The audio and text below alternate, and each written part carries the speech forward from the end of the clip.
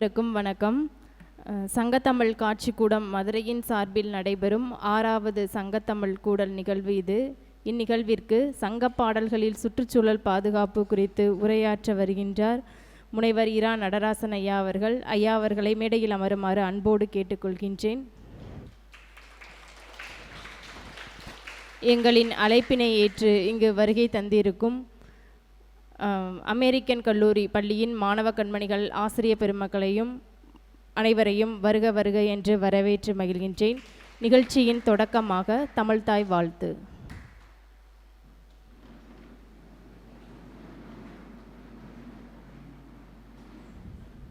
நீராறும் கடலுடுத்த நிலமடந்த கெளிலொழுகும் சீராரும் வதனமென திகழ் பரத கண்டமிதில் தெக்கணமும் அதிசிறந்த திராவிடனல் திருநாடும் தக்க சிறு பிறை நுதலும் தரித்தனரும் திலகமுமே அத்திலக வாசனை போல் அனைத்துலகும் இன்பமுற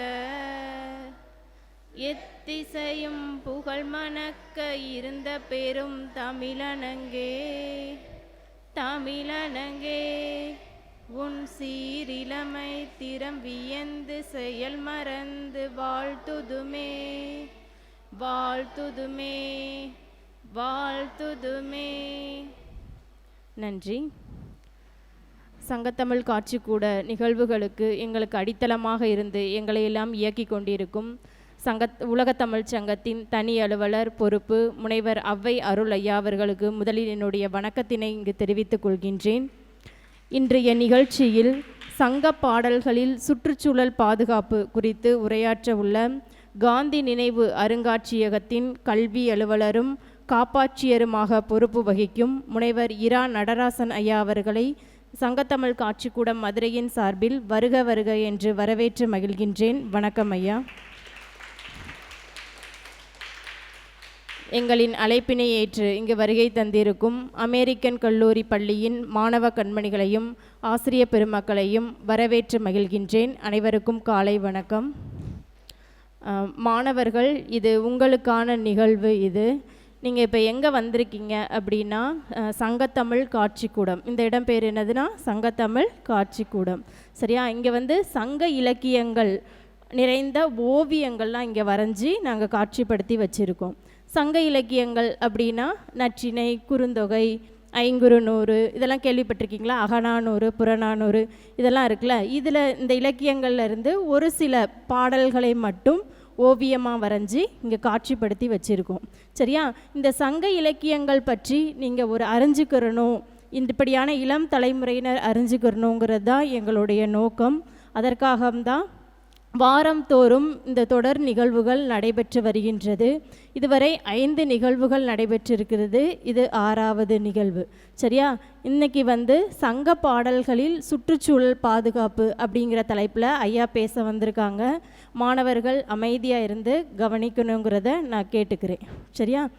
தொடர்ந்து சங்க பாடல்களில் சுற்றுச்சூழல் பாதுகாப்பு என்ற தலைப்பில் உரையாற்ற வருமாறு காந்தி நினைவு அருங்காட்சியகத்தின் கல்வி அலுவலரும் காப்பாட்சியருமான முனைவர் இரா நடராசன் ஐயா அவர்களை அன்போடு அழைக்கின்றேன். வாருங்கள் ஐயா.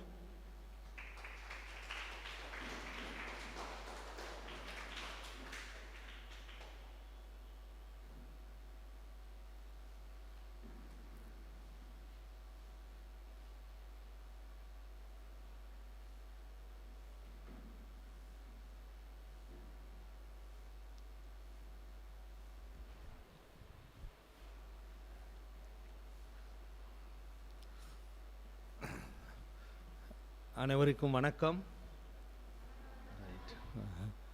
ரொம்ப மகிழ்ச்சி உங்கள் எல்லாரையும் இங்கே பார்க்குறதுல. அமெரிக்கன் கல்லூரி பள்ளி மதுரையில் ரொம்ப பழமை வாய்ந்த பள்ளி. நிறைய புது புது பள்ளிகள் ஆண்டுதோறும் திறந்து கொண்டே இருக்கிறார்கள். ஆனால் உங்கள் பள்ளி ஒரு பாரம்பரியமிக்க ஒரு பழமையான பள்ளி. அந்த பழமையான பள்ளியில் படிக்கிறோங்கிறது உங்களுக்கெல்லாம் பெருமை தானே, சிறப்பு தானே. நான் காந்தி நினைவு அருங்காட்சியகம் அங்கே தான் பணி செய்து கொண்டிருக்கிறேன். அப்போ காலையில் இந்த நிகழ்வுக்காக கிளம்பும்போது எங்கள் செயலாளர் அவர்களிடம் சொன்னேன், இந்த மாதிரி ஐயா நான் வந்து போயிட்டு நேற்றே சொல்லிட்டேன், இன்றைக்கி கிளம்பும்போது ஒரு தடவை சொல்லும்போது அவர் சொன்னார், நான் அந்த பள்ளியில் தான் படித்தேன் அப்படின்னார். எங்கள் காந்திநேய வருங்காட்சியகத்துடைய செயலாளர் திரு KR நந்தாராவ் அவர்கள் உங்கள் பள்ளியில் தான் என்ன செஞ்சுருக்காங்க, படித்து ஒரு பெரிய பதவிக்கு வந்தது பெருமை தானே. அவருக்கும் பெருமை, அதை விட உங்கள் பள்ளிக்கும் மிகச்சிறந்த பெருமை. நீங்கள் உங்கள் பள்ளிக்கு தர வேண்டிய மிகப்பெரிய பங்களிப்பு என்ன அப்படின்னா, உங்கள் பெற்றோர்கள் உங்களை நல்லா படிக்க வைக்கிறாங்க, நல்லா படிக்க வச்சு நல்ல ஒரு சிறந்த பணிக்கு போக போகிறீங்க. நல்ல ஒரு சம்பளத்தில் நல்ல ஒரு IAS IPS அல்லது SIயா போகலாம், நிறையா பதவிகளுக்கு போகலாம். முதல் மாத சம்பளம் வாங்குறீங்க, வாங்கின உடனே யாருக்கு அனுப்புவீங்க? அம்மா அப்பாவுக்கு. ஆசிரியருக்கு அனுப்புகிறோமா? அப்போ ஆசிரியர்கள் ஏணி போன்றவர்கள். அம்மா அப்பா உங்களை நல்லா படிக்க வைக்கிறாங்க, நீங்கள் நல்லா இருக்கணும், அவங்களுக்கு திருப்பி செய்கிறீங்க. ஆசிரியர்கள் உங்களிடம் என்ன எதிர்பார்க்கிறார்கள் அப்படின்னா, என்ன எதிர்பார்க்குறாங்க? நீங்கள் நல்ல நிலைக்கு வர வேண்டும், அது மட்டும்தான். அதற்காக தான் உங்களுக்கு இது போன்ற நிகழ்ச்சிகள் ஏற்பாடு செஞ்சுருக்காங்க, உங்கள் பள்ளியிலேருந்து இங்கே அனுப்பிச்சிருக்காங்க. உங்கள் வாழ்க்கைக்கு இது பயன்பட வேண்டும். நீங்கள் உயர்நிலையை அடைவதற்கு ஒரு 4 சுவருக்குள் வகுப்பறைக்குள் இருக்கும் கல்வி மட்டும் போதாது, இது போன்ற நிகழ்ச்சிகளில் பங்கேற்க வேண்டும்ங்கிறதுக்காக தான் உங்களுக்கு அனுமதி கொடுத்து உங்கள் நிர்வாகத்தார் இங்கே அனுப்பியிருக்காங்க. அவர்களுக்கு வணக்கத்தை தெரிவித்துக் கொள்கிறேன். உங்களை அழைத்து வந்த ஆசிரியர் பெருமகனார் அவர்களுக்கு நன்றியை தெரிவித்துக் கொள்கிறேன்.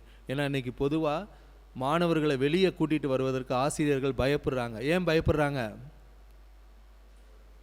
திடீர்னு ஓடுறாங்க, மியூசியத்தில் வந்தால் திடீர்னு இங்கிட்டு ஓடுவாங்க, திடீர்னு அங்கிட்டு ஓடுவாங்க, ஒரு ஏன்னா புது இடத்துக்கு வரோம், அதனால் பொதுவாக ஆசிரியர்கள் பயப்படுறாங்க. அப்படிலாம் பயப்படாமல் உங்களுக்கு நல்ல இந்த சங்கத்தமிழ் காட்சி கூடத்தினுடைய நல்ல செய்திகள் போய் சேரணுங்கிறதுக்காக உங்களுக்கு பொறுப்பெடுத்து அழைத்து வந்திருக்காங்க. அவர்களுக்கு வணக்கத்தை தெரிவித்துக் கொள்கிறேன். அதற்கடுத்து இந்த நிகழ்ச்சியை ஏற்பாடு செய்த சங்கத்தமிழ் காட்சி கூடம், உலகத் தமிழ் சங்கம், குறிப்பாக புஷ்பநாச்சியார் மேடம், சோமசுந்தரி மேடம், அருள் ஐயா அனைவருக்கும் நன்றியை தெரிவித்துக் கொள்கிறேன். இது வந்து மேடம் இந்த நிகழ்ச்சிக்கு இந்த இடத்திற்கு பேர் என்ன சொன்னாங்க? சங்கத்தமிழ் காட்சி கூடம். காட்சிப்படுத்தியிருக்காங்க, அதனால தான் காட்சி கூடம்னு வச்சுருக்காங்க. எதை காட்சிப்படுத்தியிருக்காங்க? பாடல்களை காட்சிப்படுத்தியிருக்காங்க. பொதுவாக பாடல்களை நம்ம படிக்கிறோம், வாசிக்கிறோம், ஆனால் அந்த பாடல்களை காட்சிப்படுத்தியிருக்காங்க. மனிதன் ஒரு காலச்சக்கரத்திலே ரொம்ப பழமை காலத்துக்கு போவோம், எந்த விதமான அறிவும் வளரவில்லை, மனிதன் மட்டும்தான் பிறந்திருக்கான். பிறந்த உடனே அவன் முதலில் பார்க்கிறான், எல்லாத்தையும் என்ன செய்கிறான்? பார்க்கிறான். கேட்கல, மொழி தோன்றவில்லை, அதனால் மொழிங்கிற சொல் அவன் காதில் விழலை, சொல் வளரவில்லை, எல்லாத்தையுமே பார்க்கிறான். அப்போ அறிவு வளர்வதற்கு மிகச்சிறந்த உத்திகளில் ஒன்று காட்சிகளாக பார்ப்பது. அப்போ நீங்கள் சங்கத்தமிழ் பாடல்களை படிப்பதை விட பார்ப்பதில் தான் என்னது நம்ம அதிகமாக கற்றுக்கொள்கிறோம். அதனால தான் உங்கள் பள்ளிகளில் கூட பாடங்களை நடத்துகிறாங்க. ஸ்மார்ட் கிளாஸ் ரூம் போயிருக்கீங்களா? போய் அங்கே என்ன செய்கிறாங்க? பாடம் நடத்துகிறாங்களா, படம் போட்டு காமிக்கிறாங்களா? படம் போட்டு காமிக்கும்போது பாடங்களை நடத்துவதை விட அதிகமாக உங்கள் மனதில் என்ன செய்கிறது? பதிகிறது. நீங்கள் பின்னாடி பெரிய வகுப்பு வந்த உடனே சங்க பாடல்கள்லாம் படிப்பீங்க. எந்த பாடத்தில் படிப்பீங்க?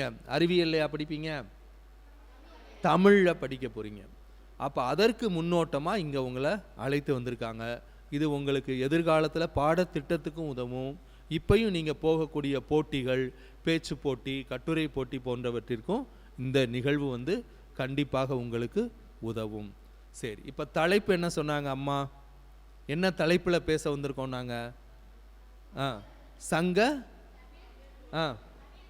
இது இடம்பெயர் சொல்லிட்டாங்க. எதை பற்றி பேச போகிறோம்? தமிழையா வராங்க, தமிழ் எடுக்க போகிறாங்க. சங்க பாடல்களில் சுற்றுச்சூழல் பாதுகாப்பு சொல்லுங்க. இப்போ முதல்ல சங்கம் அப்படின்னா என்னன்னு பார்த்துக்குறோம். பாடல் உங்களுக்கு தெரியும். சங்கம்னா என்னப்பா? நம்ம பள்ளிகளில் நிறையா சங்கம் இருக்குது. இப்போ வந்து சங்கம்ங்கிற சொல்லுக்கு பதிலாக மன்றம்ங்கிற வார்த்தை பயன்படுத்துகிறாங்க. மன்றம், சங்கம் அப்படின்னா என்னது? நீங்கள் ஏதாவது மன்றத்தில் உறுப்பினராக இருக்கீங்களா? நம்ம தமிழ்நாடு அரசினுடைய பாடத்திட்டத்தின்படி ஒவ்வொரு பள்ளிகள்லையுமே ஒரு 14 சங்கங்கள், மன்றங்கள் இருக்குது. நீங்கள் கண்டிப்பாக அதில் உறுப்பினராக இருப்பீங்க. நான் இப்போ அந்த மன்றம் பேர் வாஸ்தவன்னா ஆமாம் சார், ஆமாயா நாங்கள் அதில் இருக்கோம் அப்படின்னு சொல்லுவீங்க. நான் அந்த மன்றத்தினுடைய பேரை வாசிக்கிறதுக்கு முன்னாடி கேட்குறேன், நீங்கள் ஏதாவது மன்றத்தில் உறுப்பினராக இருக்கீங்களா? பள்ளியில் மாணவர், உங்கள் பள்ளிக்கு முன்னாடி போர்டு வச்சுருப்பாங்க, பலகை, இந்தந்த மன்றங்கள் எங்கள் பள்ளியில் இருக்குது. யாராவது பார்த்துருக்கீங்களா? ஸ்கவுட் இருக்குது. ஸ்கவுட் தமிழில் என்னப்பா அதுக்கு? சாரண சாரணியர். சரி, வேற? Very good. என்சிசி இருக்கு. சரி, நேஷனல் கேடட் கிராப்ஸ். ஜேஆர்சி இருக்கு. அதனுடைய முழு விரிவாக்கம் என்னது? ஜூனியர் ரெட் கிராஸ் இருக்கு. இப்போ நான் சொல்ற மன்றங்கள்லாம் கண்டிப்பாக இருக்கும். அந்த மன்றத்துக்கு தொடக்க விழாவும் நடத்தியிருப்பாங்க, நிறைவு விழாவும் நடத்தியிருப்பாங்க. சுற்றுச்சூழல் மன்றம் இருக்கா? கண்டிப்பாக இருக்கும். மேல்நிலை பள்ளினா ஒருவேளை மேல்நிலை வகுப்பு மாணவர்களை அதற்கு உறுப்பினராக வச்சுருப்பாங்க. சுற்றுச்சூழல் மன்றம், தமிழ் மன்றம் கண்டிப்பாக இருக்கணும், ஆங்கில மன்றம், கணித மன்றம், வாசிப்பு மன்றம், செஞ்சிலுவை சங்கம் நீங்கள் சொன்னீங்க, ஜூனியர் ரெட் கிராஸ். அதுக்கடுத்து நுகர்வோர் மன்றம், சமூக அறிவியல் மன்றம். இந்த மன்றங்கள்லாம் பள்ளியில் இருக்குது. அதில் 2 இது நம்ம சுற்றுச்சூழல் பாதுகாப்போடு தொடர்புடையது. ஒன்று சுற்றுச்சூழல் மன்றம், இன்னொன்று பார்த்தீங்கன்னா தேசிய பசுமை படை. பசுமைனா என்னது? கிரீன், பச்சை. எது இருந்தால் பச்சை பசேன்னு இருக்கும்? திரையை கட்டிட்டா பச்சை பசேன்னு இருக்குமா? தாவரங்கள் இருந்தா. அப்போ அந்த தாவரங்கள், மரங்கள், செடிகள், கொடிகள் அது இருந்தால் நம்மளுடைய நகரம் பசுமையாக இருக்கும். அந்த பசுமை, அதுக்காகத்தான் மாணவ பருவத்திலேயே இந்த தாவரங்களை பாதுகாக்க வேண்டும், மரங்களை வளர்க்க வேண்டும் அப்படிங்கிற நோக்கத்தில் தான் தேசிய பசுமை படைன்னு ஒன்று இருக்குது. அதில் உறுப்பினராக இருக்கிறவங்க பச்சை நிறத்தில் என்ன செய்வாங்க? அந்த ஆசிரியர் ஆடை அணிவார்கள். தேசிய பசுமை படை. இன்னொன்று சுற்றுச்சூழல் மன்றம். இது 2 மன்றம். அப்போ சங்கம் அப்படின்னா என்ன அர்த்தம்னா தொகுப்பு, எல்லாரும் சேர்ந்து உட்காருவது. அதுதான் என்னது? சங்கம். தமிழில் ஒரு படம் வந்துச்சு, வருத்தப்படாத வாலிபர் சங்கம். அப்போ அந்த வாலிபர்கள்லாம் சேர்ந்து ஒரு சங்கம். அப்போ இந்த புலவர்கள் இயற்றியதை ஒரு தொகுப்பாக, மன்றமாக வைத்து தொகுத்திருக்காங்க. அது சங்கப்பாடல். அப்படி வச்சுக்கலாமா? அப்போ சங்கப்பாடல், ஒரே ஒருத்தர் மட்டும் சங்கமாக முடியுமா? மன்றமாக முடியுமா? ஒருத்தர் தான் இருக்காரு. ஆக முடியுமா? முடியாதா? முடியாது. அப்போ ஒன்றிற்கு மேற்பட்டவங்க வேணும். அப்போ எல்லாரும் புலவர்கள் சேர்ந்து. அப்போ சங்க பாடல் அப்படிங்கிறது ஒரு தனிப்பட்ட புலவர் எழுதியது கிடையாது. நிறைய புலவர்கள் என்ன செஞ்சிருக்காங்க? எழுதியிருக்காங்க. சங்க பாடல் அப்படிங்கிறது ஒரே ஒரு நூல் கிடையாது, ஒன்றிற்கு மேற்பட்ட நூல்கள். அது மொத்தம் எத்தனை நூல்கள், அது அடிப்படை. எத்தனை புலவர்கள் எழுதியிருக்காங்க, அதில் பெண்பார் புலவர்கள் எத்தனை பேர், எப்போ எழுதுனாங்க, நீங்கள் பிறந்த ஆண்டு எது? 2014. அப்போ 14 உங்களுக்கு பெர்த் சர்டிஃபிகேட் எழுதுறாங்க. பெர்த் சர்டிஃபிகேட் எழுதி எத்தனை ஆண்டுகள் ஆயிடுச்சு? பிறப்பு சான்றிதழ்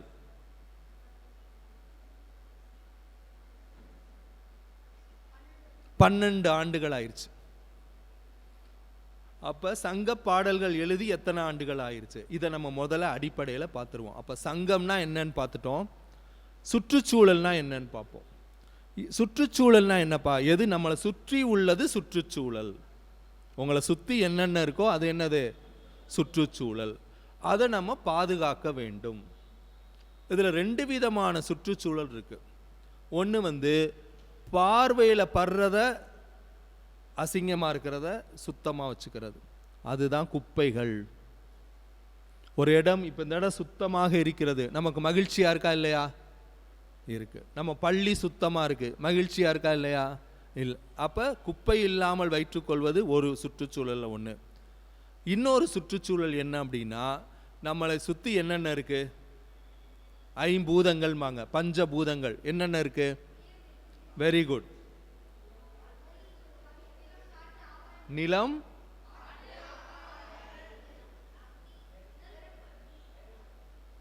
இன்னும் ஒன்று, நிலம், நீர், காற்று, நெருப்பு, ஆகாயம். இது பஞ்சபூதங்கள். இதெல்லாம் எப்படி நம்ம சுத்தமாக வைத்துக்கொள்வது? 2 இது இருக்குது. இப்போ நீங்கள் உங்களை பள்ளியிலேருந்து இங்கே அனுப்பிச்சிருக்காங்க. நீங்கள் கிளம்பி எத்தனை மணி கிளம்புனீங்க? காலையிலே கிளம்பிட்டீங்க, வந்திருக்கீங்க. 2 மணி நேரம் இங்கே இருந்துட்டு போகிறீங்க, திருப்பி கூட்டிகிட்டு போகிறாங்க. இங்கே வந்துட்டு போன பிறகு உங்கள்கிட்ட என்னென்ன மாற்றங்கள் வரணும்? சுற்றுச்சூழல் பாதுகாப்பு பற்றி பார்க்க போகிறோம். அப்போ என்னென்ன மாற்றங்கள் வரணும் அப்படின்னா, குப்பை என்ன செய்யக்கூடாது? டஸ்ட்பினில் தான் போடணும். அது எல்லாருக்கும் தெரிஞ்சது. இப்போ அடுத்த நிலைக்கு போகிறோம். இப்போ ஒரு பேப்பர் கப்பில் டீ குடிக்கிறோம். டீ குடிச்சிட்டு பேப்பர் கப்பை என்ன செய்கிறோம்? டஸ்ட்பினில் போடுறோம். ஒரு ஜப்பான்காரர் இருக்கார், அவரும் பேப்பர் கப்பில் டீ குடிக்கிறாரு. குடிச்சிட்டு அவரும் தான் டஸ்ட்பினில் போடுறாரு. ஆனால் நான் டஸ்ட்பினில் போடுறதுக்கும் அவர் போடுறதுக்கு வித்தியாசம் இருக்குது. எப்படி சார்? குனிஞ்சு போடுறாரா? நான் பேப்பர் கப்பை அப்படியே போடுறேன். ஜப்பான்காரர் அந்த பேப்பர் கப்பை என்ன செய்கிறாரு? மடித்து போடுறாரு. அப்படியே போட்டால் என்னுடைய குப்பை தொட்டியில், எங்களுடைய குப்பை தொட்டியில் 50 கப்பு போடலாம். ஆனால் மடித்து போட்டால் 500 கப்பு வரைக்கும். அப்போ ஜப்பான்காரங்களும் நாங்களும் இணைந்து ஒரு நிகழ்ச்சி நடத்தினோம் சேர்ந்து. அப்போ என்ன நிகழ்ச்சியோட நோக்கம் என்ன அப்படின்னா, அவங்ககிட்ட உள்ள நல்ல விஷயங்களை நம்ம கற்றுக்கணும், நம்மகிட்ட உள்ள நல்ல விஷயங்களை அவங்க கற்றுக்கணும். இதான் அந்த நிகழ்ச்சியோட நோக்கம். அப்போ ஜப்பான்காரங்க எங்களுக்கு சொல்லி கொடுத்த விஷயம், இந்தியாவில் குப்பை அதிகமாக இருக்குது, தமிழ்நாட்டில் குப்பை அதிகமாக இருக்குது. என்ன காரணம்னா, நீங்கள் குப்பையை அப்படியே போடுறீங்க. அந்த குப்பையை என்ன செய்யணும்? கம்ப்ரஸ் பண்ணி போட்டிங்கன்னா குப்பை அதிகமாக என்ன செய்யாது? ஆகாது. அப்போ இந்த ஒரு இதை நம்ம எடுத்துகிட்டு போகலாமா பள்ளிக்கு? அப்போ பேப்பர் கப்பை இனிமேல் என்ன செய்யக்கூடாது? அப்படியே போடக்கூடாது, மற்றவர்களுக்கு சொல்லணும். சரி, இது நம்ம பார்க்குற விசிபிள். நம்ம விசிபிளாக என்னென்ன பொல்யூஷன் ஆயிருக்கோ அதை சுத்தம் பண்ணுறதுக்கு ஒன்று. இன்னொன்று, ஜப்பான்காரங்கிட்டேருந்து நம்ம தெரிந்து கொள்ள வேண்டிய விஷயம், ஒரு இடத்திற்கு வந்தாங்க அப்படின்னா அந்த இடத்த விட்டு கிளம்பும்போது அந்த இடத்தை முதல்ல எப்படி இருந்துச்சோ அப்படியே வைப்பாங்க. நீங்கள் காலையில் பள்ளிக்கு வாரீங்க, வகுப்பறை சுத்தமாக இருக்கா இல்லையா? சுத்தமாக இருக்குது. சாயந்தரம் 4 மணிக்கு வகுப்பு முடியுது, கிளம்பி போகிறீங்க, வகுப்பறை எப்படி இருக்குது? அந்த குப்பையை போட்டது யார்? அதை சுத்தம் பண்ண யார் வருவா? நம்ம யாரையும் எதிர்பார்க்குறோம். அவங்க வந்து பள்ளி முடிஞ்ச சுத்தம் பண்ணி வச்சுட்டு போவாங்க. ஆனால் ஜப்பான்காரங்க நல்லா தெரிஞ்சுக்கோங்க, காலையில் வகுப்பறை எப்படி கொடுக்கப்பட்டதோ அதே மாதிரி தான் மாலையில் அந்த வகுப்பை வந்து திருப்பி என்ன செய்கிறாங்க? கொடுக்கிறார்கள். அப்போ 2வது நம்ம தெரிஞ்சுக்க வேண்டியது, ஒரு இடம் நமக்கு எப்படி தரப்பட்டதோ அதே மாதிரி தான் நம்ம என்ன செய்யணும்? அந்த இடத்தை திருப்பி தர வேண்டும். இந்த உலகத்துக்கு நம்ம கொடுத்துருக்காங்க, இந்த உலகத்தை நம்ம கொடுத்துருக்காங்க. நம்ம போகும்போது இந்த உலகத்தை எப்படி கொடுத்துட்டு போகணும்? சுத்தமாக. அப்போ இதற்காக தான் நிலம், நீர், காற்று, ஆகாயம் இதெல்லாம் எப்படி நம்ம வச்சுக்கணும். இப்போ இதை பற்றி பேசுகிறோம், பெரிய விஷயம் இல்லை, சுற்றுச்சூழல் பாதுகாப்பு. ஆனால் இப்போ நான் சொன்னேன், இவர் வந்து சொன்னார் 12 வருஷம் ஆயிடுச்சு என்னுடைய பர்த் சர்டிஃபிகேட் எழுதி. சங்கப்பாடல்கள் எழுதி 2000 சற்றேறக்குறைய 2000 ஆண்டுகள் ஆயிடுச்சு. எத்தனை ஆண்டுகள்? 2000 ஆண்டுகள். அப்போ 2000 ஆண்டுகளுக்கு முன்னால் எழுதப்பட்டது தான் இப்போ என்ன செய்கிறோம்? படிக்கிறோம். அப்போ 2000 ஆண்டுகளுக்கு முன்னாடி எழுதப்பட்டது நமக்கு கிடைக்குன்னா யார் காரணமாக இருந்திருப்பாங்க? அதை பத்திரப்படுத்தி நமக்கு கொடுத்த நம்முடைய முன்னோர்கள் காரணமாக இருந்திருப்பாங்க. அப்போ ஆண்டு பார்த்துட்டோம், எப்பன்னு சொன்னேன் 2000 ஆண்டுகள். அப்போ சங்க பாடல்கள்ங்கிறது தனிப்பட்ட நூல் இல்லை, திருக்குறள் அதுனா ஒரு நூல். இப்போ சங்க பாடல்கள் சொல்லல எத்தனை நூல்கள் மொத்தம் நல்லா ஞாபகம் வச்சுக்கோங்க. ஆண்டு எத்தனை சொன்னேன்? எழுதி எத்தனை ஆண்டுகள் ஆயிடுச்சுன்னு? 2000 ஆண்டுகள். மொத்தம் எத்தனை நூல்கள் இருக்கு அப்படின்னா சங்க பாடல்களில் சங்கையில் 18 நூல்கள். சொல்லுங்க, 18 நூல்கள். இந்த 18ங்கிறத நம்ம எப்படி ஞாபகம் வச்சுக்கலாம்? வேற எதை 18ங்கிறோம்? உங்கள் பள்ளிக்கு பக்கத்தில் ஒரு கோயில் இருக்கே, அந்த சாமி பேர் என்னது? பெருமாள் இங்கிட்டு இருக்காரு. இன்னொரு சாமி 18ஆம் படி, நான் வச்சுக்கலாமா? 18ஆம் படி கருப்பணசாமி, ரைட்டா? அப்போ இது 18ஆம் படி. சங்க பாடல்கள் மொத்தம் எத்தனை நூல்கள்? 18 நூல்கள். சரி, ஒரு புலவர் மட்டும் எழுதலன்னு சொன்னேன். ஏன்னா ஒருத்தர் மட்டும் சங்கம் அமைக்க முடியாது, ஒன்றிற்கு மேற்பட்டவர்கள் எழுதினாதான் இருந்தாதான் அது சங்கம் சொன்னேன். சங்க பாடல்களும் நூல் 18 பார்த்துட்டோம். எத்தனை புலவர்கள் எழுதியிருக்காங்க அப்படின்னா கரெக்டாக எழுதி 473. சொல்லுங்க, 473 புலவர்கள் எழுதினதை தொகுத்து தான் நம்ம சங்க இலக்கியம் அப்படின்னு சொல்கிறோம். ஒரு புலவர் மட்டும் எழுதவில்லை. பாரதியார் ஒரு புலவர், அவர் எழுதிய பாடல்கள் என்ன சொல்கிறோம்? பாரதியார் பாடல்கள்ங்கிறோம். பாரதிதாசன் பாடல்கள்ங்கிறோம். ஆனால் 473 புலவர்கள் எழுதினதை தொகுத்து தான் என்ன சொல்கிறோம்? சங்க பாடல்கள். ஆண்டு எத்தனை ஆண்டு ஆயிடுச்சு? 2000 ஆண்டு. நூல்கள் எத்தனை நூல்கள்? 18 நூல்கள். எத்தனை புலவர்கள் எழுதியிருக்காங்க? 473. இப்போ இங்கே ஆண்களும் இருக்கும், பெண்களும் இருக்காங்க. அதே போல் இந்த 473 புலவர்கள் அப்படின்ட்டோம். இதில் ஆண்களும் இருக்காங்க, பெண்களும் இருக்காங்க. அப்போ அந்த பெண்ணை எப்படின்னு சொல்கிறோம் அப்படின்னா பெண்பார் புலவருங்கிறோம். பெண்கள் கவிதை எழுதுனாங்கன்னா அவங்களுக்கு பேர் அந்த காலத்தில் என்னது? பெண்பார் புலவர். பெண்பார் புலவர் எத்தனை பேர் இருந்திருக்காங்க அப்படின்னா 30 பேர் இருந்திருக்காங்க. எத்தனை பேர்? 30 பேர். அப்போ ஆண்பார் புலவர்கள் எத்தனை பேர்? மொத்தம் வெரி குட், நல்லா கை தட்டுங்கப்பா. டக்குன்னு சொல்லிட்டாரு. 473 அதுலேருந்து எதை கழிச்சிட்டாரு? 30 பெண்பார் புலவர் 30 கழிச்சு டக்குன்னு ஆன்சர் சொல்லிட்டார். எத்தனை பேர்? 443 ஆண்பார் புலவர்கள், 30 பேர் பெண்பார் புலவர். ரெண்டையும் கூட்டினா 473. ரைட். மொத்த பாடல்கள் எத்தனை சார் இருக்கு? இந்த 473 புலவர்கள் எத்தனை பாடல்கள் எழுதி வச்சிருக்காங்க அப்படின்னா 2381. இப்போ நம்ம 2000 ஆண்டில் தானே இருக்கோம். இந்த ஆண்டு எத்தனை ஆண்டு? 2026. அதை நான் வச்சுக்கோங்க.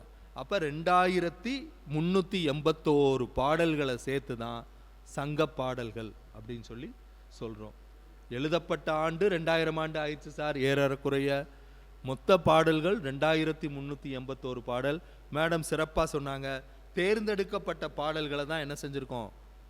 எடுத்து அதை ஓவியமாக மாற்றி வைத்திருக்கோம். அப்போ 2381 பாடலில் எல்லா பாடல்களும் மிகச்சிறந்தவை தான். இந்த பாடல் நல்ல பாடல், இது சரியில்லாத பாடல்னு சொல்ல முடியாது. 2381மே சமமான பாடல் தான். ஆனால் நம்மளுடைய காலத்தின் அருமை கருதி, இடத்தின் அருமை கருதி இங்கே சில பாடல்களை என்ன செஞ்சுருக்காங்க? காட்சிப்படுத்தியிருக்காங்க. அதனால தான் இதற்கு பெயர் என்னது? சங்கத்தமிழ் காட்சி கூடம். சரி, உங்களுக்கு தெரிந்த நூல்கள் பேர் ஏதாவது சொல்லுங்க. நூல்கள், புத்தகம். Very good. தொல்காப்பியம், சிலப்பதிகாரம், மணிமேகலை, சீவக சிந்தாமணி, குண்டலகேசி, வேலு நாச்சியாரா? ரைட்டு.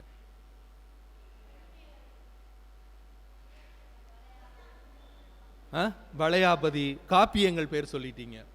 இந்த காப்பியங்கள் காலத்தால் பிந்தியவை. இந்த சங்க பாடல்கள் உள்ள நூல்கள் காலத்தால் முந்தியவை. சரி, அப்போ இதில் என்னென்ன இருக்குங்கிறத பற்றி பார்க்க போகிறோம். முதல்ல நிலம். நிலம், நீர், காற்றுன்னு சொன்னீங்கல்ல, நிலம். இந்த நிலத்தை தமிழர்கள் எத்தனையா பிரிச்சிருக்காங்க? 5ஆக பிரிச்சிருக்காங்க. எப்படி நாங்கள் வச்சுக்கலாம்? நம்ம விரல் எத்தனை விரல்? 5 விரல். நம்முடைய நிலத்தை எத்தனையா பிரிச்சிருக்காங்க தமிழர்கள்? இப்போ நான் ஹிந்தி வகுப்புகள் எடுக்கிறேன். எந்த மொழியிலையுமே இந்த மாதிரி பிரிவினை, ஒரு நிலத்தை அழகா 5ஆ பிரித்து சொல்றது ஹிந்தியில் இல்லை. நீங்கள் வேற மொழி என்ன படிக்கிறீங்க பள்ளியில்? ஆங்கிலம் படிக்கிறீங்க. ஆங்கிலத்தில் இல்லை, சமஸ்கிருதத்தில் இல்லை. இங்கே சில பேர் நம்ம தெலுங்கு பேசுகிற தாய்மொழியாக கொண்டவங்க இருக்காங்க, தெலுங்கில் இல்லை. தமிழில் மட்டும்தான் இந்த மாதிரி நிலத்தை 5ஆக பிரிச்சிருக்காங்க.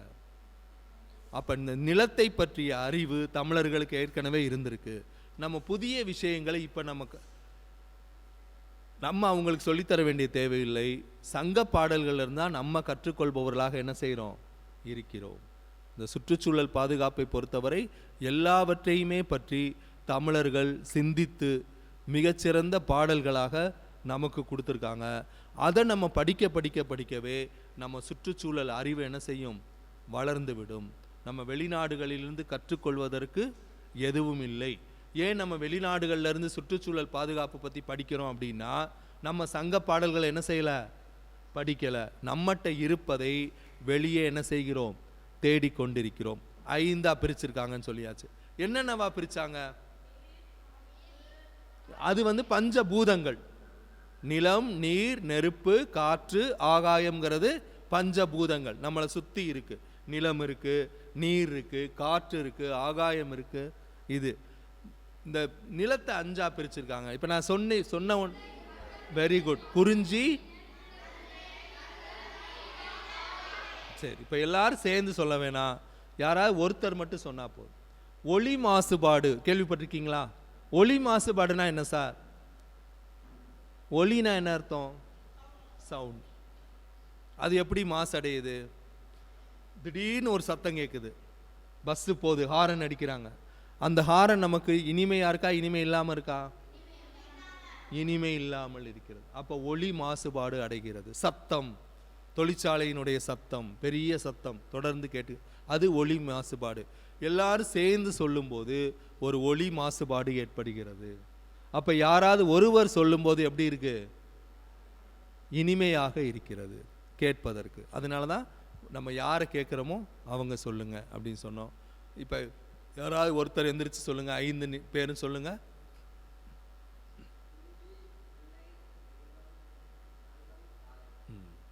குறிஞ்சி, முல்லை. Very good. நல்லா அவர் கை தட்டலாமா?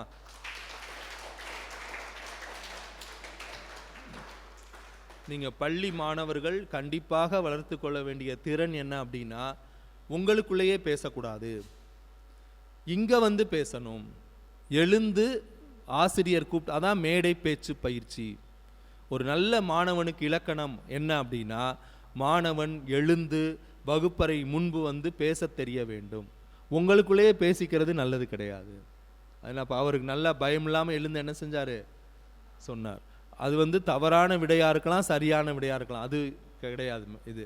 ஆனால் நம்ம எழுந்து சொல்லணும். அவர் அதுக்கு சொல்லிட்டார். குறிஞ்சி, முல்லை, மருதம், நெய்தல், பாலை. ரைட். இப்போ குறிஞ்சி அப்படின்னு சொல்லும்போது, குறிஞ்சி என்ன நிலம்? மலையும் மலை சார்ந்த இடமும். மதுரையில் மலை எங்கே இருக்கு? அழகர் கோவில் இருக்கு. வேற யானை மலை, திருப்பரங்குன்றம் மலை. அப்ப மலையும் மலை சார்ந்த இடமும் குறிஞ்சி எனப்பட்டது. கொடைக்கானல், வெயில் காலத்தில் எங்க போறாங்க? கொடைக்கானல். கொடைக்கானல்ல ஒரு பூ பூக்குது, அந்த பூ பேர் என்னது? குறிஞ்சி பூ. எத்தனை ஆண்டுகளுக்கு ஒரு முறை பூக்கும்? 12 மாதங்களுக்கா 12 ஆண்டுகளுக்கா? 12 ஆண்டுகளுக்கு ஒரு முறை பூக்குது. குறிஞ்சி பூவை பார்க்க போறாங்க. அதை ஞாபகம் வச்சுக்கலாம். குறிஞ்சி பூ, நிலம்பேர் குறிஞ்சி. கொடைக்கானல் மலை. அங்க ஒரு முருகன் கோவில் இருக்கு. அந்த முருகன் நம்ம இதம் பூங்கா முருகன் கோயில்ங்கிறோம். ஆனா கொடைக்கானல்ல குறிஞ்சி ஆண்டவர் கோயில்மாங்க. அந்த முருகன் பேர் என்னது? குறிஞ்சி ஆண்டவர் கோவில். குறிஞ்சி நில தெய்வம் யாரு? முருகன். குறிஞ்சி நில தெய்வம் முருகன். அதனாலதான் திருப்பரங்குன்றத்துல முருகன் இருக்காரு, பழமுதிர்ச்சோலையில முருகன் இருக்காரு, பழனியில முருகன் இருக்காரு. நான் வச்சுக்கலாமா?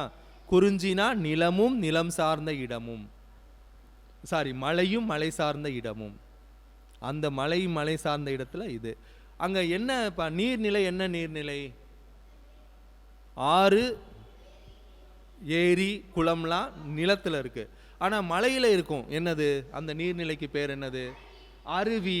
நல்லா கை தட்டுங்கப்பா. அருவி. நீர்வீழ்ச்சி. நீர்வீழ்ச்சிங்கிற வார்த்தை பயன்படுத்த கூடாது. ஏன்னா நீர்வீழ்ச்சிங்கிறது இங்கிலீஷ்காரங்க வாட்டர் ஃபால்ஸ் அப்படின்னு ஒரு வேர்டு யூஸ் பண்ணாங்க. வாட்டர் என்ன செய்யுது? ஃபால்ஸ்னா என்ன அர்த்தம்? விழுகிறது. அதனால இங்கிலீஷ்காரங்க வாட்டர் ஃபால்ஸ்ங்கிற வார்த்தை பயன்படுத்தினாங்க. நம்ம அதை அப்படியே தமிழில் மொழிபெயர்த்தோம். வாட்டர்னா என்னது? நீர். ஃபால்ஸ்னா என்னது? வீழ்ச்சி. அப்போ நீர்வீழ்ச்சிங்கிற வார்த்தை பயன்படுத்த கூடாது. நம்மகிட்ட ஒரு சிறந்த சொல் இருக்கு, அருவி. அப்போ குறிஞ்சி நிலம், இதை பற்றி பார்த்துட்டோம். குறிஞ்சி நிலத்தில் என்னென்ன விலங்குகள் இருக்கும்? பொதுவாக மலையில் என்னென்ன விலங்குகள் இருக்கும்? புலி இருக்கும். நம்மளுடைய தேசிய விலங்கு என்னது? புலி. ஐயப்பன் கோயில் போறவங்க ஐயப்பனுடைய வாகனம் என்னது? புலி. ஐயப்பன் எங்க இருக்காரு? சபரிமலை. மலையும் மலை சார்ந்த இடமும் என்னது? மலையும் மலை சார்ந்த இடமும் குறிஞ்சி. ஐயப்பன் மலையில இருக்காரு. மலை பேர் சபரிமலை. ஐயப்பனுடைய வாகனம் என்னது? அப்படி நாம வச்சுக்கலாமா? தெரியுதா? அப்ப இது வந்து சமயம் சார்ந்து சொல்லல. ஏதாவது ஒன்றை ஞாபகம் வச்சுக்கணும்னா நமக்கு தெரிந்த ஒன்றோடு என்ன செய்யணும்? தொடர்பு படுத்தி கொள்ள வேண்டும். இது வந்து குறிஞ்சியை பற்றி ஒரு பொதுவான கருத்து. குறிஞ்சி. அதுக்கு அடுத்த நிலம் என்னது? சரி, என்ன பறவை இருக்கும் மலையில? எல்லா பறவை இருக்கும்னு சொல்ல, ஆனா சிறப்பான பறவைகள் சொல்லியிருக்காங்க. மயில். மலையில முருகனுடைய வாகனம் எது? நான் வச்சுக்கலாமா? முருகன் எங்க இருக்காரு? மலையில இருக்காரு. குறிஞ்சி நிலத்தில் முருகன் இருக்கிறார். அப்ப பறவை அப்படின்னா மயில், அதுக்கு முருகனை ஞாபகம் வச்சுக்கலாம். விலங்கு அப்படின்னா புலி, அதற்கு யாரை ஞாபகம் வச்சுக்கலாம்? ஐயப்பனை ஞாபகம் வச்சுக்கலாம். இப்ப குறிஞ்சி நிலத்தை பத்தி நம்ம பார்த்துட்டோம். அடுத்த நிலம் என்னப்பா சொன்னீங்க? முல்லை. முல்லைங்கிறது என்ன நிலம்? காடும் காடு சார்ந்த இடமும் என்னது? முல்லை எனப்பட்டது. காடுகளை பாதுகாக்கணும். காடுகள் நமக்கு தரக்கூடிய நன்மைகள் நிறைய படிச்சிருப்பீங்க, அறிவியல் பாடத்துல படிச்சிருப்பீங்க. காடுகள் பாதுகாத்தாதான் நமக்கு என்ன கிடைக்கும்? ஆக்சிஜன் கிடைக்கும். காடுகள்ல என்ன இருக்கு? மரங்கள் இருக்கு, செடிகள் இருக்கு, கொடிகள் இருக்கு, பூக்கள் இருக்கு. அப்ப காடுகளை நம்ம என்ன செய்யணும்? கண்டிப்பாக பாதுகாக்க வேணும். இன்னைக்கு நம்ம இதை ஒரு கருத்தா சொல்றோம். அப்ப அந்த காலத்துல அதை பத்தி முல்லை நிலம். அந்த முல்லை நிலத்துல பாருங்க, முல்லை நிலத்துல என்ன கடவுளை வழிபடுவாங்க முல்லை நில மக்கள்? முருகன் சொல்லிட்டீங்க, வேற ஏதாவது கடவுள் பேர் சொல்லுங்க.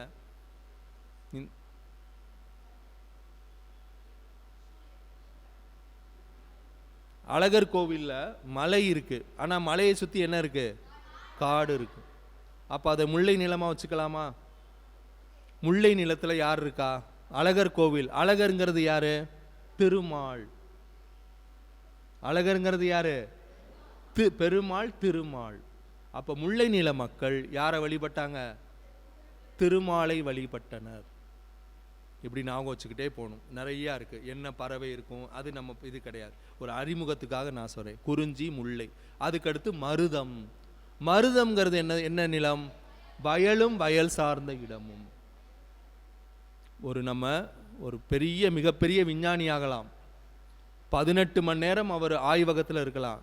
வெளியே வந்த பிறகு அவருக்கு என்ன தேவைப்படுகிறது? உணவு தேவைப்படுகிறது. அந்த உணவை நமக்கு தருவது எது? வயல்.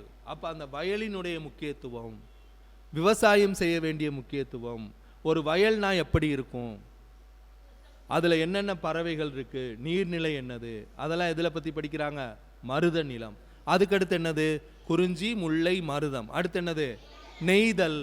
நெய்தல்ங்கிறது என்னது? கடலும் கடல் சார்ந்த இடமும். கடல் முக்கியமா இல்லையா? ஏன் முக்கியம்? கடல் இருக்கிறதுனால தான் நமக்கு என்ன வருகிறது? கடல் நீரை நம்ம அப்படியே குடிக்க முடியாது.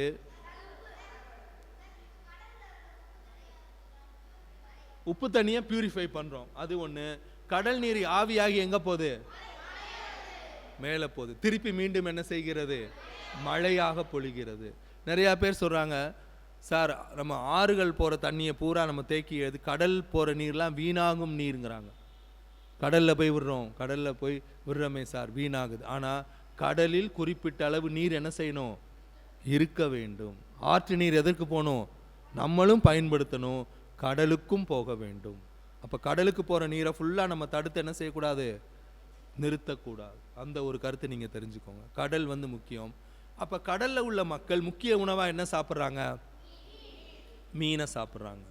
அப்போ என்ன பறவை அங்கே வருது, நெய்தல் நிலத்தில் என்ன உணவை சாப்பிட்றாங்க, குறிஞ்சி, முல்லை, மருதம், நெய்தல், கடைசி என்னது, பாலை. பாலைங்கிறது என்னது, பாலைவனம், மணலும் மணல் சார்ந்த இடமும். அங்கே ஃபுல்லாக வறட்சி காணப்படுகிறது. இந்தியாவோட பாலை நிலம்னு எதை சொல்கிறோம், ராஜஸ்தான். அங்கே என்ன விலங்கு இருக்கு, ஒட்டகம் இருக்கிறது. அப்போ பாலை நிலம். அப்போ தமிழர்கள் குறிஞ்சி, முல்லை, மருதம், நெய்தல், பாலை இப்படி தான் என்ன செஞ்சுருக்காங்க, 5ஆக பிரித்து ஒவ்வொன்றுக்கும் பாடல்கள் எழுதியிருக்காங்க. அந்த பாடல்கள் நமக்கு நேரடியாகவும் மறைமுகமாகவும் நிலத்தை பாதுகாக்க வேண்டும், மலையை பாதுகாக்க வேண்டும், நீரை பாதுகாக்க வேண்டும், நீர்நிலைகளை பாதுகாக்க வேண்டும். நீர்நிலைகள் என்னென்னப்பா, அருவி சொன்னேன், வேற என்ன நீர்நிலைகள், ஆறு. ஆறுக்கும் நதிக்கு என்னப்பா வித்தியாசம்,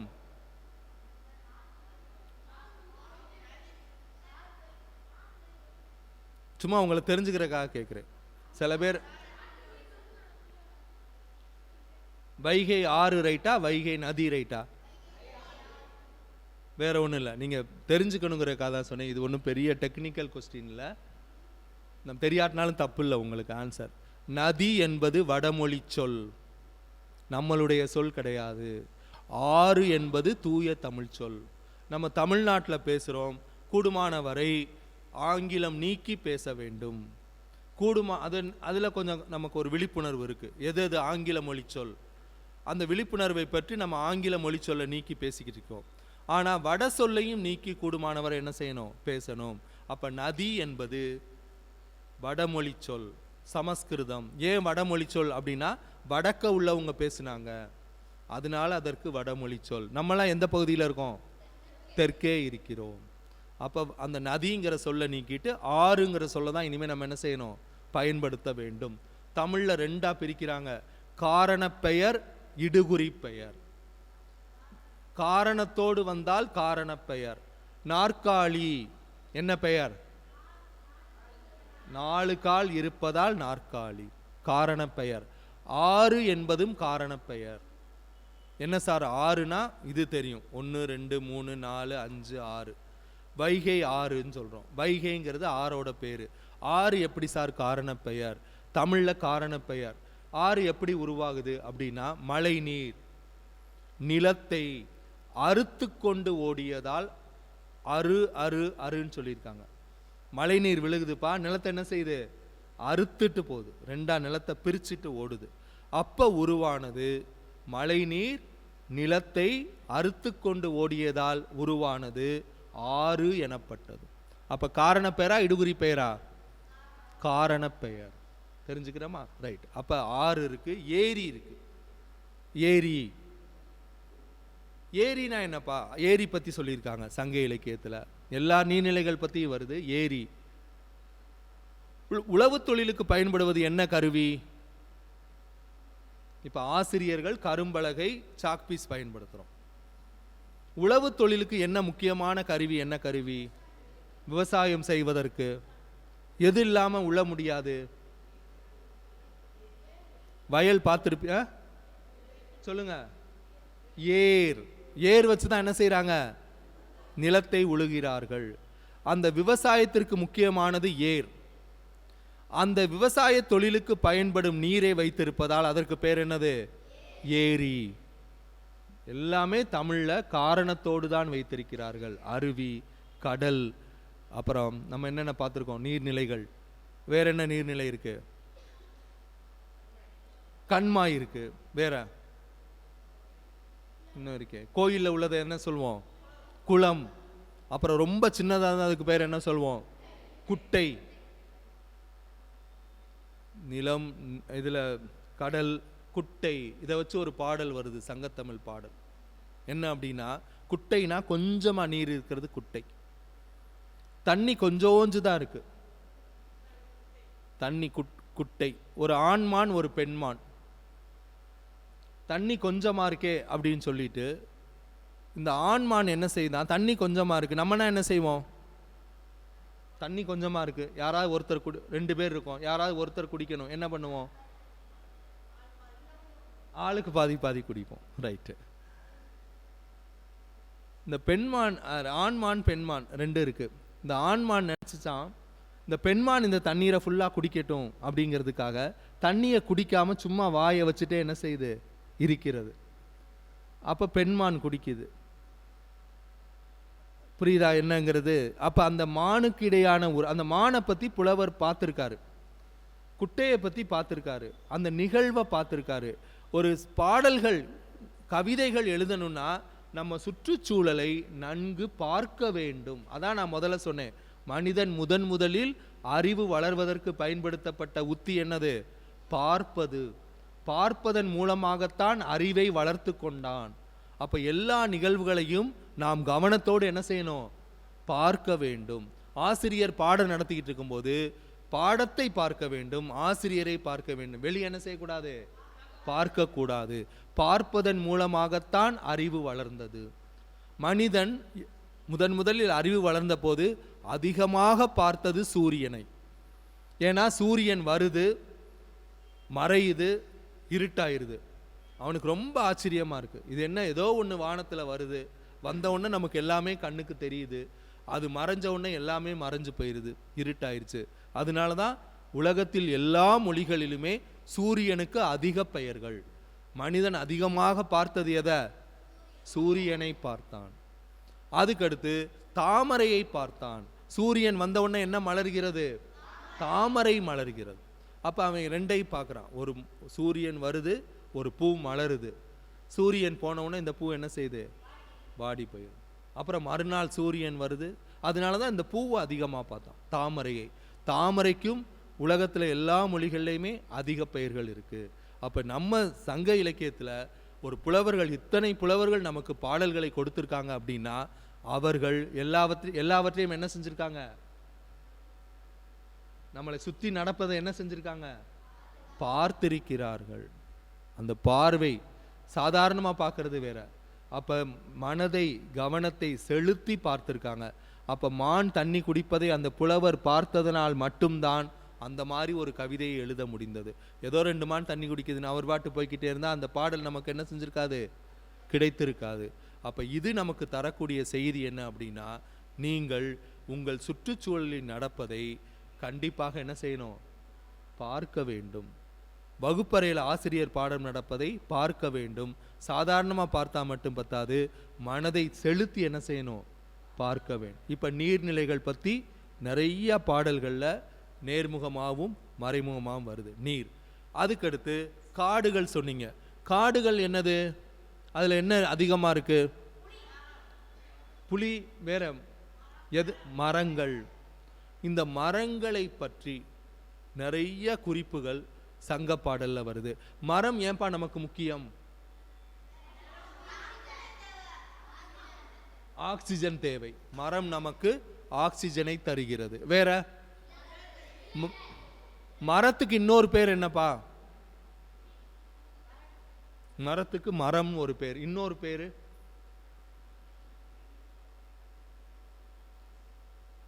யோசிங்க. நம்ம சொல்லணும்னா ஆமா சார்.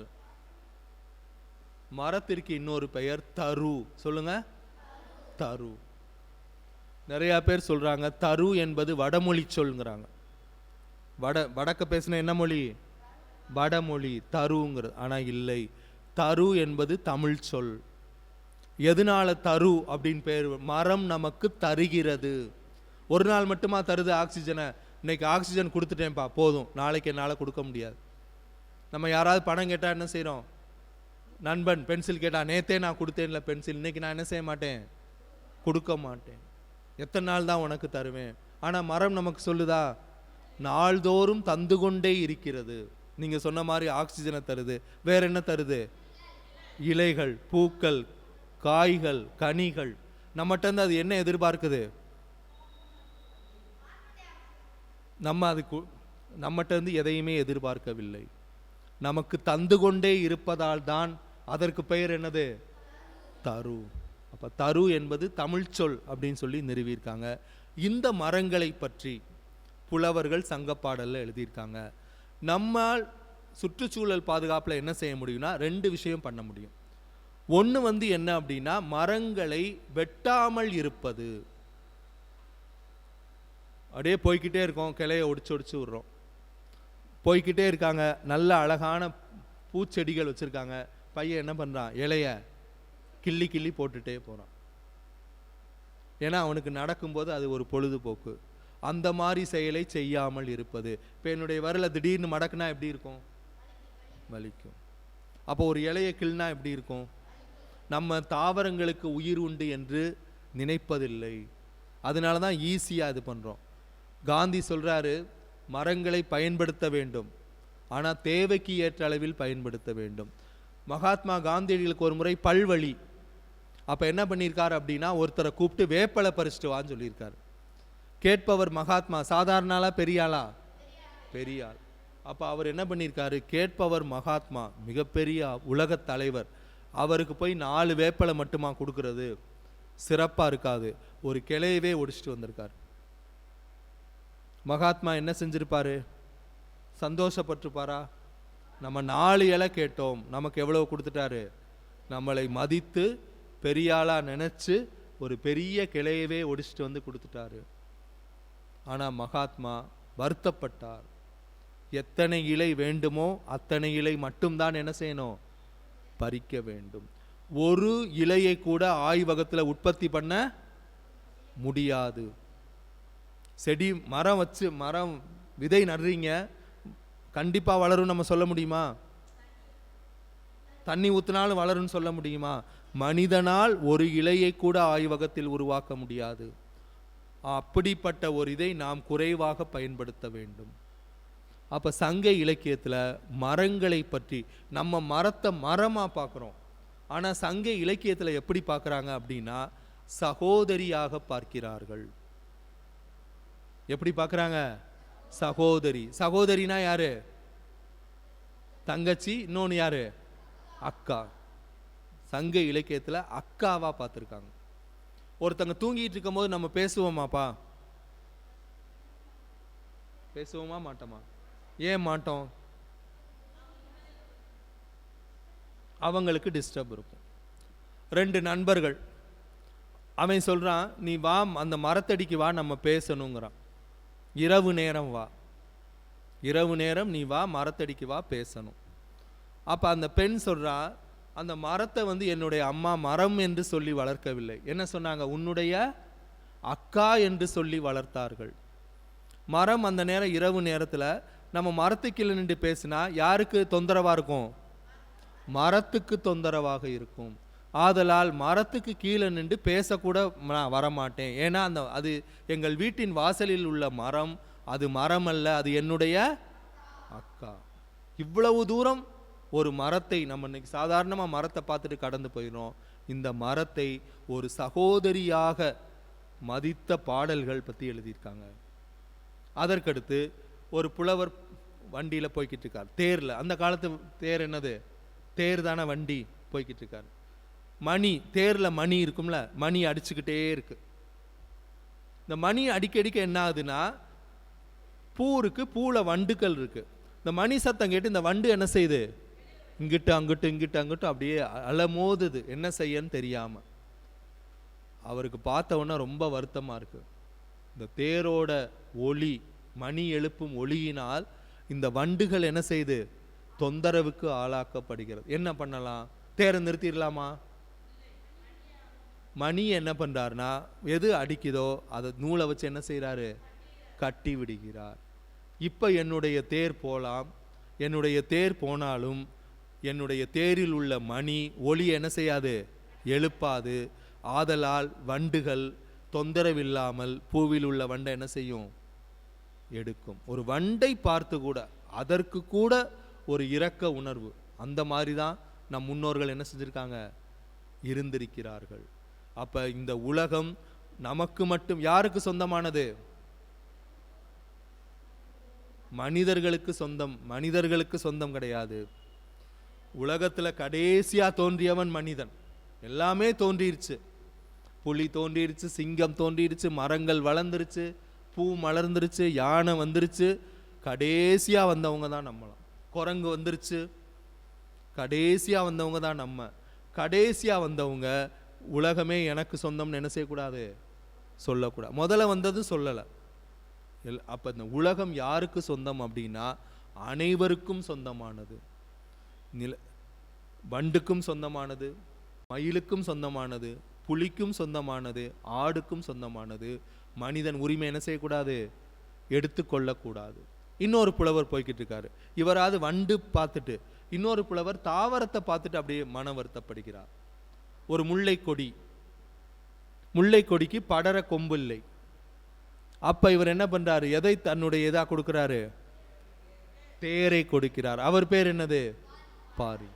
அப்போ ஒரு தாவரங்களுக்கும் உணர்வு உண்டு, உயிர் உண்டு. தாவரங்கள் கூட வருத்தப்படக்கூடாது. அந்த மாதிரி உணர்வுள்ளவர்களாக இன்னொரு புலவர் இன்னொருத்தர் இருக்காரு.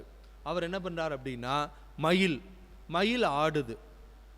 மயில் எப்ப ஆடும், ஆண்மயில் ஆடுமா பெண்மயில் ஆடுமா, ஆண்மயில். ஆண்மயிலுக்கு தான் என்ன இருக்கு, தோகை இருக்கு. அப்ப மழை வருவதை பார்த்து மயில் ஆடுகிறது. மயில் எந்த நிலத்து பறவை, வெரி குட், குறிஞ்சி நிலம். ஏன்னா மயிலை நான் வச்சுக்கும் போது யாரை நான் வச்சுக்க சொன்னேன், முருகன், குறிஞ்சி நிலம். அப்ப மயில் ஆடிக்கிட்டு இருக்கு. மழை வரப்போது மயில் ஆடுது. இந்த புலவர் நினைச்சாராம், மன்னர் நினைக்கிறார், வள்ளல், மயில் ஆடுதே, ஏன் ஆடுது, குளிரினால் நடுங்குகிறது. குற்றாலத்தில் போய் குளிக்கிறோம், குளிச்சுக்கிட்டே இருந்தா நடுங்காது, குளிச்சுட்டு வெளியே வந்தோடனே உடம்பு என்ன செய்யுது, நடுங்குது, குளிரினால் நடுங்குகிறது. அப்போ இந்த மயில் நடுங்குகிறது, இதற்கு நம்ம ஏதாவது பண்ணணும். நடுங்காமல் இருக்கன்னா என்ன செய்யணும், தான் மேலே போத்திருந்த ஆடையை எடுத்து மயிலுக்கு என்ன செய்கிறார், போர்வையாக்கி தருகிறார். அப்ப சங்க பாடல்கள் மரங்கள் மீது உணர்வு, மரங்களை சகோதரியாக நினைக்கிறது.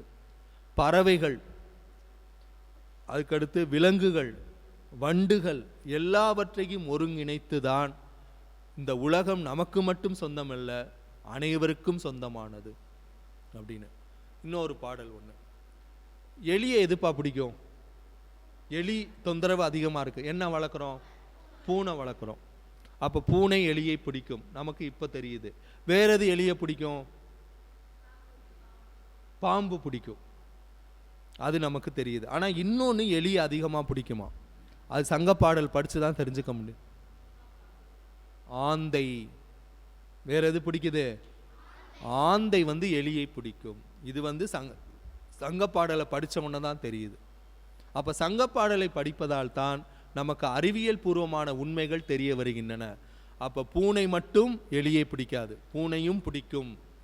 வேற என்ன சொன்னீங்க, பாம்பு சொன்னீங்க, பாம்பும் எலியை பிடிக்கும். சங்கப்பாடலை படித்தவொன்னே தான் தெரியுது நமக்கு ஆந்தையும் எலியை பிடிக்கும். அப்போ எந்த பாடல் சார் ஆந்தை எலியை பிடிக்கும் அப்படின்னு நமக்கு வருகிறது. ஒரு தலைவன், ஒரு தலைவி. தலைவன் கிளம்பி போயிடுறாரு, பிரிஞ்சு போயிடுறாரு, கிளம்பி போயிடுறாரு. தலைவி மட்டும் அங்கே இருக்காங்க. தலைவன் அன்று இரவு மீண்டும் வரப்போகிறார்.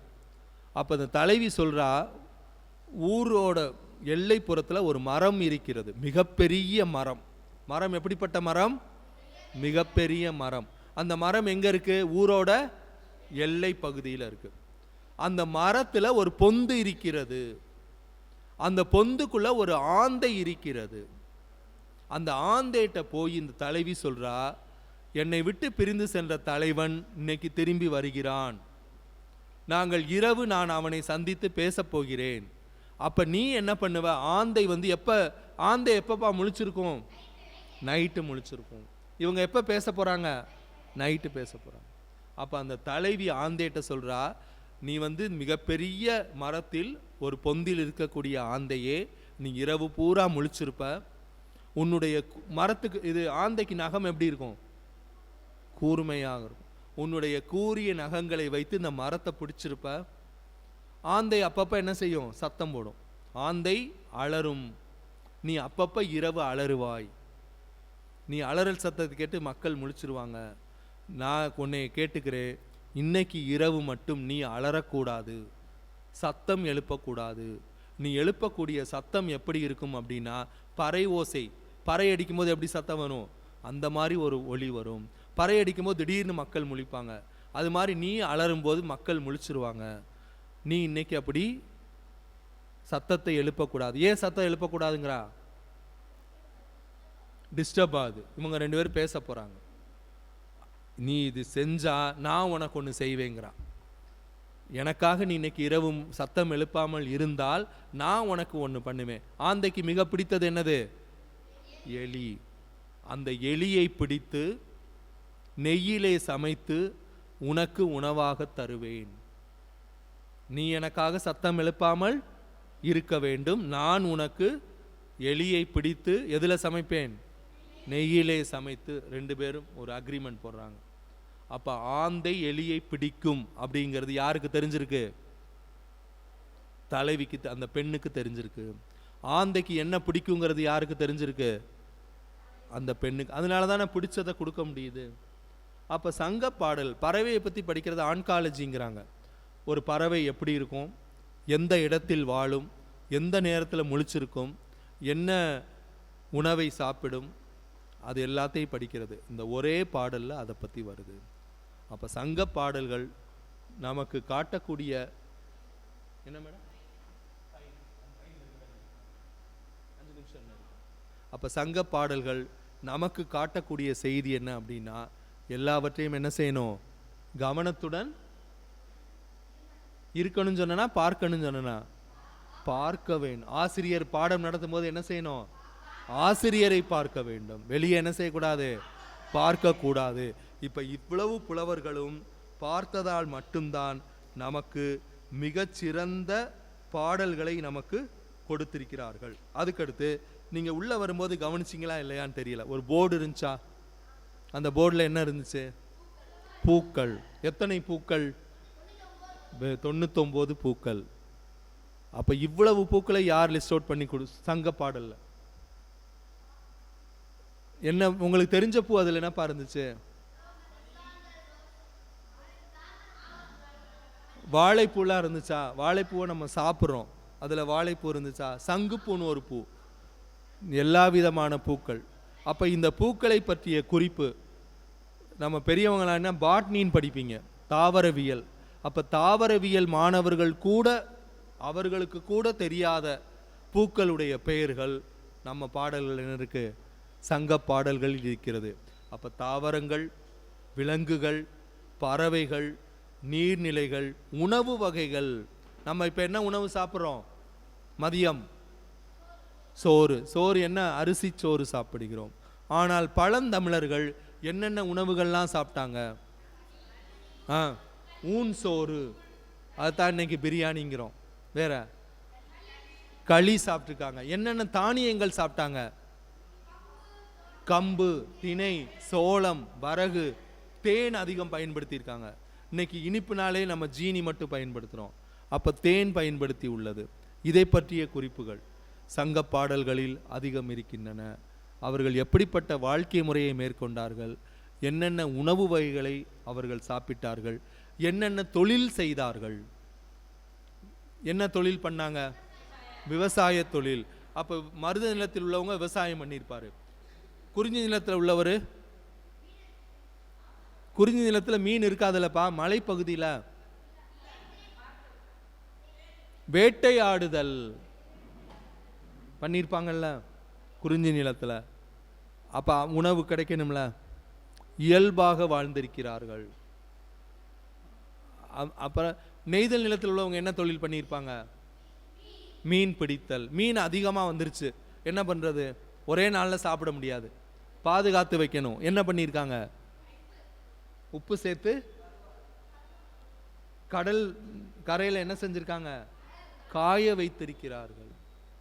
அப்போ அதை பற்றிய குறிப்புகள் சங்க பாடல்ல. எப்படி மீன்கள் பிடித்தார்கள், எவ்வளவு மீன்கள் மிகுதியாக இருந்துச்சு, ஒவ்வொரு மீனும் என்னென்ன. சுறா மீன், நெய்தல் நிலத்து இது என்னது? விலங்குல சுறா மீன் வருது. சுறா மீன் எப்படி இருக்கும்? அளவில் பெரியது. அதை பற்றி குறிப்பு. அப்போ மிகுதியான மீன்களை அவங்க எப்படி பாதுகாத்து வைத்திருந்தார்கள், அதை எப்படி வருடம் முழுவதும் பயன்படுத்தி இருக்கிறார்கள். மற்றவர்களுக்கு கொடுத்து வாழ்ந்தனர். அதான் முக்கியம். மற்றவர்களுக்கு கொடுத்து வாழ்ந்தனர். ஈகை, கொடை, வீரம் இதெல்லாம் சங்க பாடல்களை அதிக அளவு வருகிறது. அப்போ சுற்றுச்சூழல் பாதுகாப்பு இன்னைக்கு நம்ம பேசக்கூடிய செய்தியாக மட்டுமில்லை, பழங்காலத்திலிருந்தே நம்ம தமிழர்கள் அதை பற்றி நேரடியாகவும், உங்கள் வயதுக்கு ஏற்ற மாதிரி நான் சில இதை மட்டும் சொல்லியிருக்கேன், இன்னும் கல்லூரி மாணவர்கள்லாம் இன்னும் நம்ம நிறையா சொல்லலாம். அதில் நேரடியாகவும் மறைமுகமாகவும் சுற்றுச்சூழலை பற்றி நிறைய தகவல்களை நமக்கு சங்க பாடல்கள் தருகின்றன. நீங்கள் பெரியவங்களானவுன்னா அதை பற்றி படிப்பீங்க. நீங்கள் அந்த பாடல்கள் படித்ததை இங்கே வந்து ஓவியமாகவும் என்ன செய்வீங்க, பாருங்க.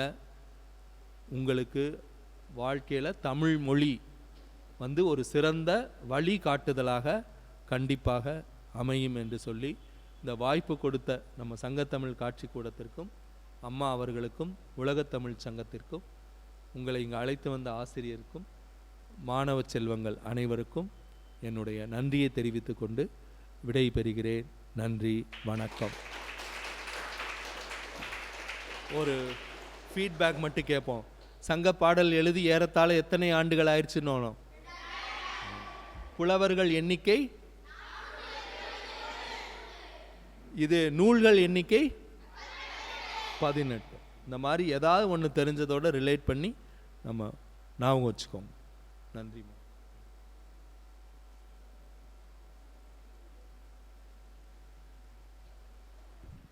நன்றி ஐயா.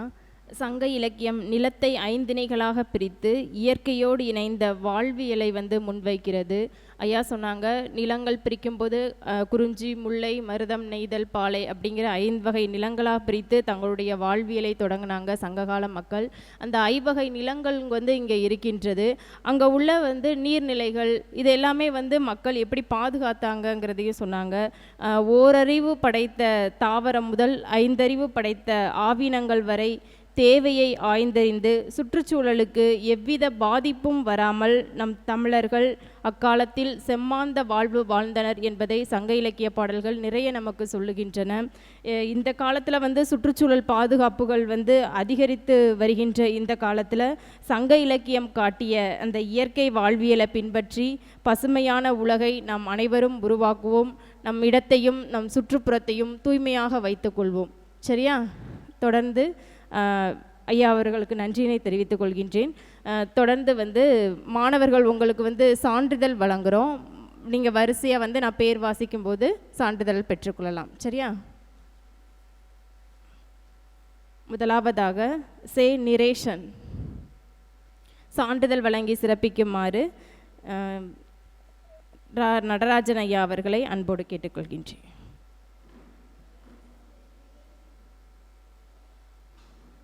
மாணவர்கள் கை தட்டலாம். மு ஜெய் அபிஷேக், கொஞ்சம் முன்னாடி வேணாம். மு ஹர்ஷித் ராஜ், ராம் முனேஷ்,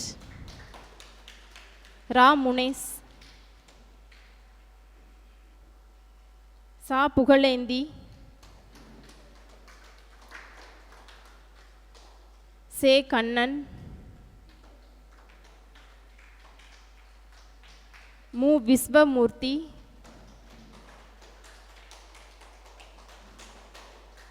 பா கிருஷ்ணன், மு தர்மதுரை, பி அஜய்,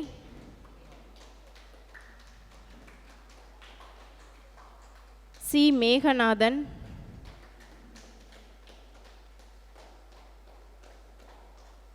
சி சிபிக்ஷன், நா தீபக், மு வீரராகவன், நா ராகுல், கி ரியான். நல்லா கைத்தட்டுங்க மாணவர்கள். ரா சுகிலன், வி மணிஷ், சே கமலேஷ்,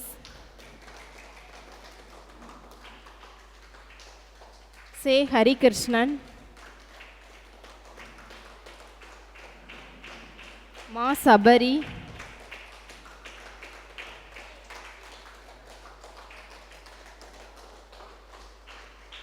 மு ஹரிஷ்குமார், பா அன்பு பாண்டி, ஆ ரேவந்த் குமார்,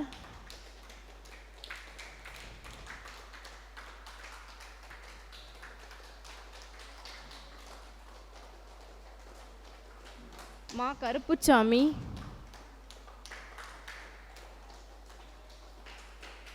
கா ஹரிகிருஷ்ணன்,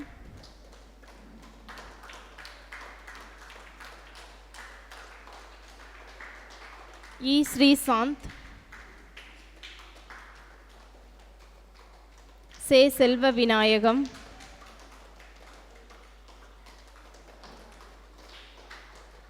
ஆ முகமது இஸ்மாயில், மா யோகித்,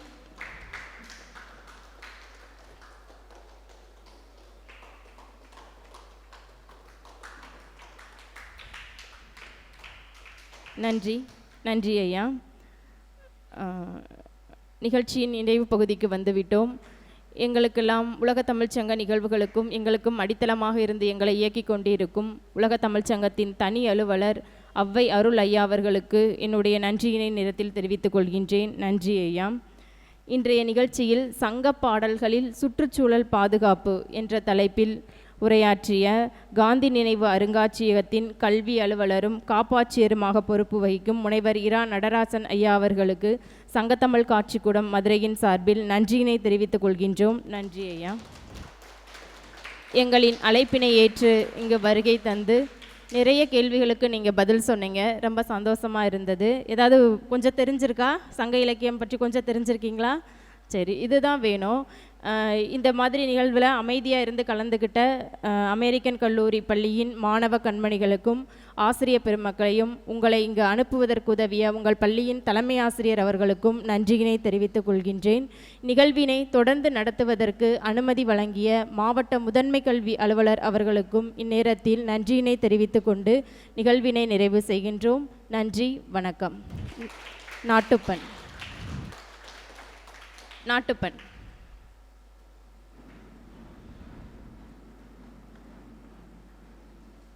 जनगण मन अधिनायक जय गे भारत वाक्य विदादा पंजाब सिंध गुजरात मराठा द्राविड उत्कल बंगा विंध्य हिमाचल यमुना गंगा उच्चल जलसि सरंगा दब सुब नामे जागे दब सुब आशीष माहे दाहे दब जय दादा जनगण मंगलदायक जय हे भारत वाक्य विदादा जय हे जय हे जय हे जय जय जय जय हे. நன்றி.